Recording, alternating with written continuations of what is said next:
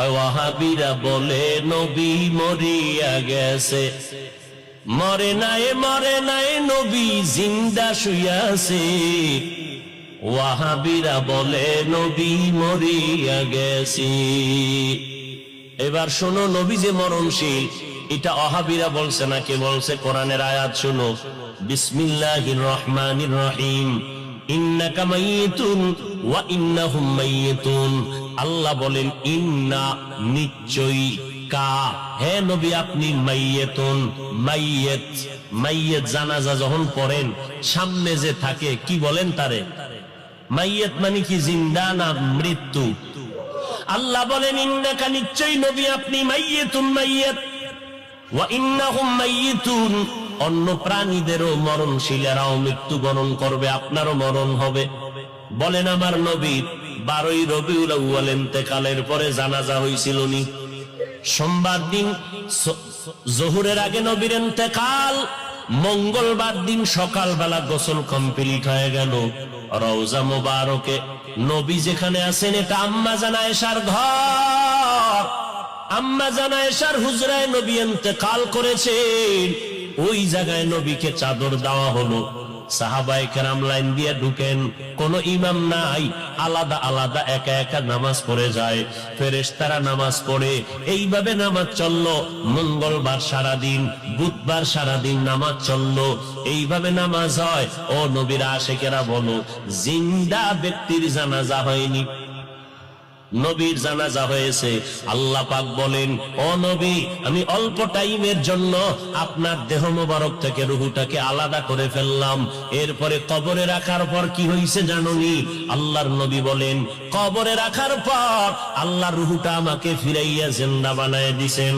আলান নবী সাল্লাল্লাহু আলাইহি ওয়া আলিহি ওয়াসাল্লাম, আল আম্বিয়া ওয়াহিয়াউন ফি কুবুরিহিম ইউসাল্লুন।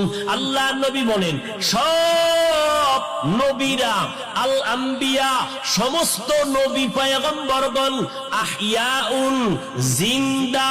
কোথায়? বলে ফি কুবুরিহিম, কবরের ভেতরে, কবরের ভেতরে, কবরের ভেতরে, রওজার ভেতরে সব নবীগণ জিন্দা। ইউসাল্লুন, সব নবীরা কবরের মধ্যে জিন্দা হয়ে কি করে? আল্লাহর নবী কয়, সব নবীরা কবরের মধ্যে জিন্দা হালাতে নামাজরত অবস্থায় কিয়ামত পর্যন্ত আমার আল্লাহর মারিফতের মজা নিতে থাকবে। কিয়ামত পর্যন্ত জিন্দা থাকবে কবরের ভেতরে। আহলে হাদিস নামের এক দলেরা কয়, আমরা নবীর কবরে জিন্দা মানি না। জিন্দা আহলে সুন্নাত ওয়াল জামাতের বিশুদ্ধ আকীদা, আমার নবী শুধু নয়, সমস্ত নবীরা কবরের মধ্যে জিন্দা।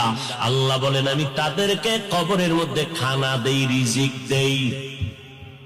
এবার তার সেরার এক দলেরা কয়, তো নবী যদি জিন্দা হয়, খায়নি? খায়। কি খায়? রুটি না ভাত? যদি ভাত রুটি খায়, প্লেট কই, গেলাস কই, পানি কই? কেমন ফিডা দরকার? এই রকম তারসেরা মানুষ, ধর্মান্ধ, এরা বলে রসুল জিন্দা না, এখনো মরা। নাউজুবিল্লাহ, ইয়ে না? হ্যাঁ, তাকে যদি জিজ্ঞাসা করো, আমরা মায়ের গর্ভে ছিলাম, আল্লাহ তাআলা দুনিয়াতে আসার আগে আমাদের মায়ের গর্ভে আমাদের দেহের মধ্যে রূহ দান করে জিন্দা বানাইছিলেন নি? কথা কন। তাহলে আমরা আমার মায়ের গর্ভে জিন্দা ছিলাম নি? ও ভাই, তুমি যে প্রশ্ন করলা, কবরের মধ্যে যদি জিন্দা থাকে কেমনে খায়, কেমনে কি করে, তোমার প্রশ্নের জবাব দিব পরে, আমার জবাব দাও। মায়ের গর্ভে যে আমরা জিন্দা ছিলাম, আমরা ভাত খাইছিলাম নি, রুটি খাইছিলাম নি, প্লেট কই পাইছিলাম, পানি কই পাইছিলাম, গেলাস কই পাইছিলাম? এই প্রশ্নের জবাব যেই দিন দিবি, ওই দিন দিব জবাব, নবীরা কবরে কেমনে খায়। আরজু করদন বেহিসাব খলকেরা দাদন জবাবে বাসওয়াব হক না দারদ দোস্তে খলকা ই খসল